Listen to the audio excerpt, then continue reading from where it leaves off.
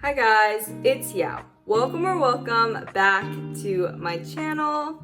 So in today's video, I'm gonna be ranking every single book I've read so far in 2024 from worst to best. So I've read 24 books this year, so it's perfect for this video, and without further ado, let's just get straight into it. During this video, I will be looking down at my notes. One-star category, we have To All the Boys I've Loved Before, and I've talked about this book so many times already, so I don't want to drag it more. I won't go into too much detail about why I didn't enjoy it. The premise is cute. It's about a girl named Laura Jean who writes letters to all her crushes and even addresses them. Then one day her letters are mailed out, and then her path crosses again with her past crushes. As I've already said, I don't want to hate on this book any further. I've rated it 1.5 stars. Just too little actual romance and not enough plot direction is what it comes down to. I might have enjoyed this more if I was younger. 1 star. First up, we have Wrong Place, Wrong Time. This is about Jen, who witnesses her 18-year-old son, Todd, murder somebody in front of her while she's waiting for him to come home. She wakes up and it's the day before her son murdered someone. Each morning she goes back further in time. This one, synopsis sounded amazing to me, but I didn't enjoy it. The plot holes got on my nerves. I wasn't a fan of the writing. The ending wasn't believable to me, and I was left unsatisfied. Next up, in 2-star category, we have Tokyo Ever After. This one has a similar plot as The Princess Diaries. We follow a Japanese-American girl who finds out she's a princess, and then she travels to Japan for the summer to meet her father, the prince. This book sounded so fun. I was so excited to immerse myself in a book that gave me the same energy as Crazy Rich Asians. And I did somewhat enjoy the first half. However, the romance and character development were rushed and underdeveloped. The third act conflict was dragged out and contrived and too easily resolved. Again, I might have enjoyed this more when I was younger because I would have overlooked those details about it. Number 21 is House of Hollow, which follows the Hollow sisters who were kidnapped as children. We follow them in present day from the perspective of Iris. Her eldest sister, Gray, has just disappeared again, so Iris and her other older sister, Vivi, go on a mission to find her. The main problem I had with this book was the inconsistent pacing. The setup takes the first half of the book, and the action doesn't start until the second half of the book. The first half just dragged way too much for me to like it, which is why I got this rating. Girl from the Sea is a queer graphic novel set on a little island. Morgan is closeted and doesn't think her friends truly know her or will accept her sexuality. Morgan's saved by a drowning girl named Kelty, and then their romance progresses from there. I like the focus on environmentalism, LGBTQIA rep, all good things, but Kelty deserved better. There's one thing I hate in a fiction book. It's when a character is treated unfairly and then nothing is done about it. I wanted a more satisfying ending with Morgan's friends apologizing to Kelty for being mean to her, and Morgan was mean to Kelty at the beginning too. Spoiler incoming. And then Kelty saved Morgan's friend and was relegated to the role of the martyr. So next up is Woman of Good Fortune, which has been compared to Crazy Rich Asians and Ocean's 11. Takes place in Shanghai, and we follow the perspectives of 3 women, Lulu, Jane, and Rena, as they navigate what it means to be an unmarried woman in society. They decide that Lulu's wedding is the perfect chance to pull off a heist that will solve all their problems.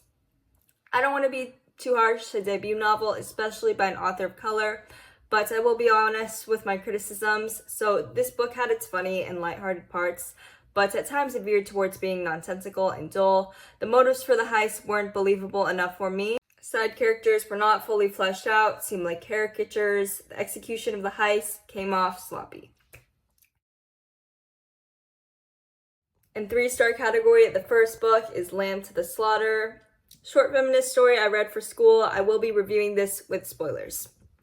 Pregnant woman decides to kill her husband with a frozen lamb leg because he wants to leave her. Didn't hate it, didn't love it, falls exactly into 3-star territory. Love reading angry feminist texts, but this one didn't do it for me. It was way too short, and the character wasn't developed, motives weren't developed. The Heart Principle is about Anna, who has autism and struggles with creative burnout. Her long-term boyfriend tells her he wants an open relationship out of the blue, so she also starts seeing other people, which is how she meets Kwan. My main complaint is the same as a lot of people on Goodreads. This book is marketed as a romance book, but it doesn't deliver on the romance, and instead we get a really heavy exploration of grief, death, loss, those topics, and it's just not what I signed up for. Heartstopper Volume 3 follows Nick and Charlie as the relationship progresses in Paris. This is a fluffy, charming, cute graphic novel series. But at this point, it was the third volume, and I wanted to see more conflict, more complexity. I do know that in the fourth volume, the characters are given more complexity, more problems, but in the third book, I was expecting that and didn't see that, so that's the reason for my Crime is a multifaceted memoir blending humor, emotion, and insights into important societal issues like apartheid, domestic violence, and poverty. I did like the emphasis on education. However, the author talks about their experiences of receiving beatings from their mother out of love. I didn't feel comfortable reading from a narrative that portrays his mother in heroic lights. It was a bit unsettling for me. We have Heartstopper Volume 2, which explores themes of friendship and identity. Nick questions his friendships and values. It still had the same elements that I appreciated from the first book. Nick and Charlie were very romantic with each other, but I did find it slightly cheesier to read than number 13. Lucky number 13, a Caribbean mystery, solid cozy mystery set in a tropical setting. This is the 10th book in the Miss Marple series by Agatha Christie. She's set on a vacation by her nephew. She talks to Colonel, who chats up a storm, and he's about to show her a snapshot of a murder when he notices someone behind her, and he stops. The next morning, he dies. So, without the suspense and intrigue, you might be more prone to noticing the flaws, somewhat flat side characters, and dull conversations. That said, I do think the mystery itself was executed well. The solution was not contrived or far-fetched, but pretty convincing. Miss Marple's perspective was charming and fun to read, less so nearing the end, and this one had outdated language and racial stereotypes, so just trigger warning for that. I haven't been giving a trigger warning for the other books, but this one I feel like it's pretty necessary. We're nearing the top 10, still in 3-star category. Number 12, All the Sinners Bleed. All the characters felt like real people to me. Main character Titus had a grounding and comforting presence throughout the book. This one I'm just not going to give the synopsis for because I don't have it written out. Some of the other ones I have them written out from past wrap-ups and other videos. This one I don't have it written out, so that's why. I like the author's metaphorical writing style, although sometimes it was over the top. The critiques about racism and religion were sharp. I appreciated that a lot because I think it's pretty unique for me to read a book that critiques racism and religion at the same time. So yeah, I like that. This was a slow burn, but I usually prefer fast-paced reads. Finally, the reveal was not that satisfying. Interior Chinatown is definitely the most unique book I've read so far in 2024. This is lit fic that's written in a screenplay format. Follows Chinese man named Willis Wu who doesn't feel like he's the protagonist in his own play. Willis Wu is forced to stay on the sidelines and watch Black and White, a popular cop TV show. This was written in an incredibly innovative way. I felt like I was reading poetry. There were aspects of this book that genuinely amazed me, like the insightful commentary on the Chinese American experience, exploration of themes like immigration and assimilation, and unique and innovative formats. However, the choice of having the Black character show racism towards the Asian protagonist really turned me off from this book, which is why I was very conflicted about rating this one at first. It was suspicious that minorities were being pitted against each other. Though compelling, this book was a heavy read and I had to take breaks from it several times. I commend the author for exploring the Chinese immigrant experience in America. I would have rated it a lot higher if it were not for the anti-Blackness that seemed to be in the text. No, is a memoir about Stephanie Fu, a survivor of child abuse. So this book really delves into the author's experiences with abuse and the aftermath of that and what it looks like to heal.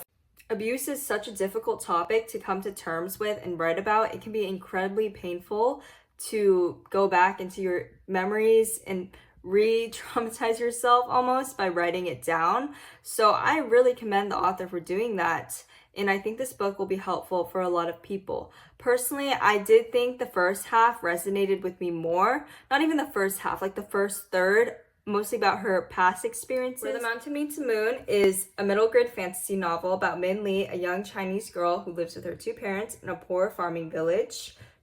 And her father tells her folktales every night, which inspires her to go on this adventure to find this old man of the moon who she hears can help you with anything, who has answers to everything. This was heartwarming, tender, comfort read for my inner child because this was a book that I read when I was a child.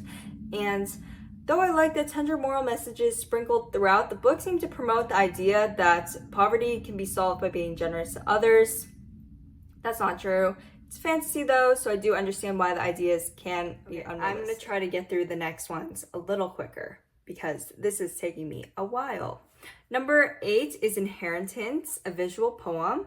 This was my bedtime read one night during summer. A simple poem that's firm in its convictions, concise, warm-hearted, and tender. Interesting to learn about the racism inflicted by one minority group towards another. The art added dimension to the piece and brought it to life, so props to the illustrations. It was missing a little something, but I enjoyed it nonetheless. And I will include the synopsis, since I didn't. The Mermaid is an endearing graphic novel that challenges the emphasis that society places on our attractiveness, tackles the theme of superficiality. I breezed through it quickly. Jane's bravery and courage were inspiring. This is very fun, adventurous. I liked it a lot. The artwork was charming and complemented the story well. A queer graphic novel following a young Vietnamese American boy on his journey of coming out as gay to his immigrant parents. Him and his mother read fairy tales together that reflect parallels in their own lives. And the language barrier between him and his parents make it difficult for him to feel connected to them, and he struggles with questioning how his identity will fit within their world. Illustrations were gorgeous. I found the artistic and storytelling choices sophisticated. Attention to detail was impressive as well.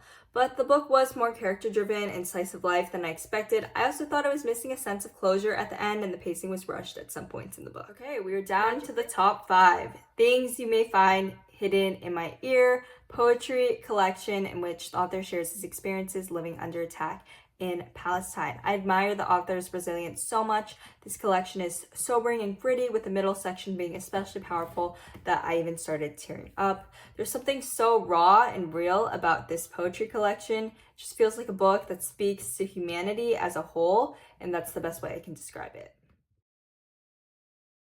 Number 4 is Heartstopper Volume 1. So we're finally in the 4-star territory. We've made it. This is a boy meets boy love story between Charlie, openly gay boy, and Nick, rugby player who has a golden retriever personality. This book surprised me a lot because I was bored the first time I tried reading it.